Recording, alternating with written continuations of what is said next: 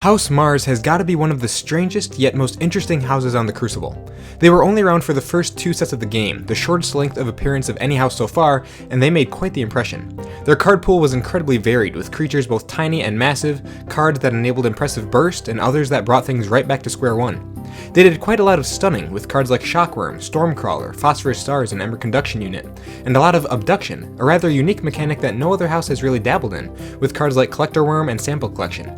And of course, you can't forget about the absolute gibberish that made up most of their names: Glixel Proliferator, Yizfiz No Drone, Uxalix the Zookeeper. Mars had a little bit of everything, from Ember control to key taxing to board control. They even had some decent artifact control. Some of their cards had incredibly unique effects as well. Entropic Manipulator, letting you move damage around on the board however and wherever you wanted, even getting past things like Shadow Self. Either Spider, preventing your opponent from ever truly generating any Ember until it was dealt with, and Killzord Mark 9001, boosting a creature's stats at the expense of gaining a chain when you fought with it. Deep Probe was cool too, and could be devastating if it hit. But Mars' biggest thing was that it was incredibly self-contained, very insular in the way it played. It didn't like interacting with the other houses in your deck. It built up strength and momentum by synergizing with itself. In fact, sometimes it would go so far as to try and straight up remove cards from your deck so you could focus exclusively on getting as much value out of your Mars stuff as possible. In general, the more Mars stuff you had on board or in hand, the stronger the cards would become, evident with things like Mother Gun, Hypnotic Command, Battle Fleet, and Psychic Network. They had a lot of cards that allowed Mars creatures to enter play ready, like Blipip and Soft Landing, or that readied other Mars cards like John Smith and Compod. That ability to ready and re-ready things multiple times in a turn could lead to some major burst, reaping out like crazy, especially combined with Crystal Hive, essentially Song of the Wild in artifact form. Ulic Megamouth was one of the few Mars cards that allowed for using friendly creatures that didn't belong to House Mars, and added exponentially to the combo potential. Incubation Chamber could let you store up Mars cards for one of these banger turns down the road. However, despite all this, Mars was still considered one of the weaker houses in Coda. Even with all that combo potential, Mars could rarely live up to the standards of early Untamed, Dis, and Shadows. You really had to have everything line up just right for one of these insane turns to go off, and compared to something like Untamed Burst, they were pretty convoluted and inconsistent. Moving into Age of Ascension, the introduction of the legendary Genka combo, Martian Generosity and Key Abduction, really upped the competitive viability of House Mars. Heck, even without the Key Abduction, Martian Generosity was still such an incredible card that it enhanced the playability of most any deck it showed up in. The super combo-oriented aspects that were previously seen in Mars were gone for the most part, aside from cards like Mars First and Brainstem Antenna. Creature Abduction was still very much a thing, as was their stubbornness to work with other houses, seen with new cards like Xantix Harvester. But the real question for today is, how does Mars function in the new upcoming set, Winds of Exchange? Mars is at last making their long-awaited return to the Crucible after being absent for 3 whole sets. Are they better than ever? Worse than before? About the same? Looking through the new Mars card pool, they've got some really cool card effects, and from what I've experienced of them from KeyForge's Celebration, they synergize beautifully. Let's take a look.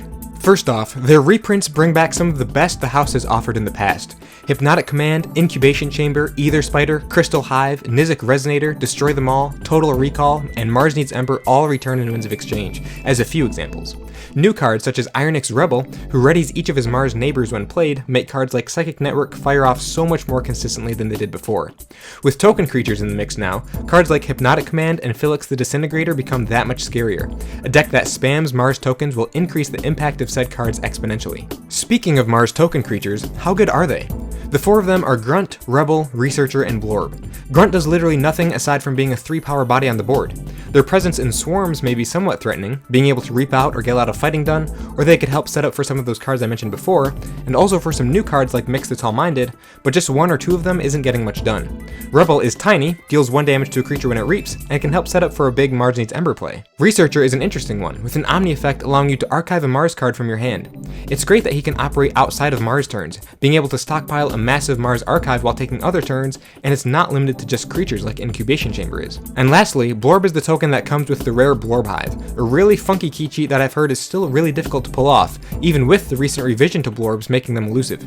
So really, I feel that the Mars token creatures are really there as combo support for the rest of the Mars card pool, and they're not meant to make great and crazy plays on their own. Mars does have a lot of ways to make token creatures, which is great. Ironix Vatminder, Space Invaders, Nyan Outpost, and Ironix Propaganda are just a few examples. Mark II Generator even enters play ready so you can instantly make a token creature with it. Clone Home archives itself if there are more friendly creatures than enemy creatures after it's played. Mars can generate token creatures pretty effectively, and if they belong to Mars, that old Martian philosophy from past iterations of the house kicks in. The more Mars is on the board, the stronger they become. Another one of Mars' old standbys back in the day was the ability to abduct enemy creatures, taking an enemy creature and storing it away in your archives out of the opponent's reach. This comes back in full force in Winds of Exchange, and in my opinion, it's done better here than it was ever before. Memrox the Red is the ultimate example of rewarding you for abducting enemy creatures, with an action ability that gains you an Ember for each card in your archives. And remember how annoying it was in past sets when cards that you had been archiving from your own deck get mixed up with archive stuff from the opponent? Well, Memrox fixes this by preventing your opponent's cards from leaving your archives. This means that you can safely pick up your archives without the opponent's abducted stuff going back to their hand, which is awesome. So obviously, be on the lookout for cards like Scoop Up and Suspended Animation when Memrox shows up in your deck. What kind of board control does Mars have? Well, in addition to the abduction we were just talking about, they've been given what is essentially the new Gateway to Dis, a card called Kaboom, reading Play. Put each Mars creature into its owner's archives. Destroy each creature, gain 3 chains. Save your Mars stuff and kill everything else. It's a truly powerful, complete board wipe, and getting to archive all your Mars creatures first, including your Mars token creatures, opens up so much potential. The cards Mothership Support and Tixel Beambalker make their return, in addition to Exterminate, Exterminate, and Extinction. Their board control consists mainly of minor direct damage, some awkward direct removal, and the new Gateway to Dis. If it wasn't for Kaboom, I don't think Mars would be a very reliable house to control the board with, but Kaboom more than makes up for it in my opinion. How well can they control Ember? Just like in Age of Ascension, Mars Needs Ember is going to be a critical piece of Ember control, especially with the plenty of ways to set up for it that we've discussed already. Brain Dart is a cool new action that enrages an enemy creature and has it capture one from its own side, and Yixl's Mesmerist is the new and improved Mind Warper. Yixel the Iron Captain causes each friendly Ironix creature to capture 2 Ember, with the Ironix trait being an important component of Mars lore in this set. There are 6 Mars creatures with that trait, 2 being common, Yixel himself being uncommon, 2 more at rare, and another being a token creature, so Yixel definitely has a lot of potential in capturing a lot all at once. And of course, the legendary Ether Spider makes its return as well, a favorite card of mine that becomes the #1 priority target for the opponent when it hits the board. And lastly, where might Mars struggle? Well, just like in past sets, its cards all act as great support for combo plays, and they operate better in large amounts, supporting things like Mix the Tall-Minded and Hypnotic Command. And as usual, they work best with themselves, the antithesis to Star Alliance, with cards like Ironix Rebel and Xantix Harvester only synergizing with other Mars cards. So in many decks, Mars may not want to cooperate with the rest of your deck.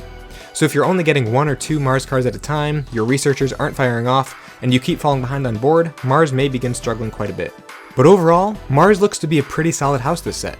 They've got decent coverage in all the major important mechanics of a well-functioning house, and when they start snowballing, they snowball hard. Their internal synergy is strong, and while their external synergy may be somewhat limited, as it always has been, their potential for greatness from within is quite impressive, and I think will make a great addition to the card pool. House Mars has had its die-hard fans yearning for more ever since their departure in Age of Ascension, and I don't think they'll be disappointed with its return in Winds of Exchange. And there we have it. Let me know what you guys think of this new iteration of House Mars in the comments below. We are super close to hitting 1,000 subscribers on the Aembermedes YouTube channel, so if you haven't already, be sure to subscribe for more KeyForge content like this. Thank you all so much for watching, and I can't wait to see you all again in the next one. See you later.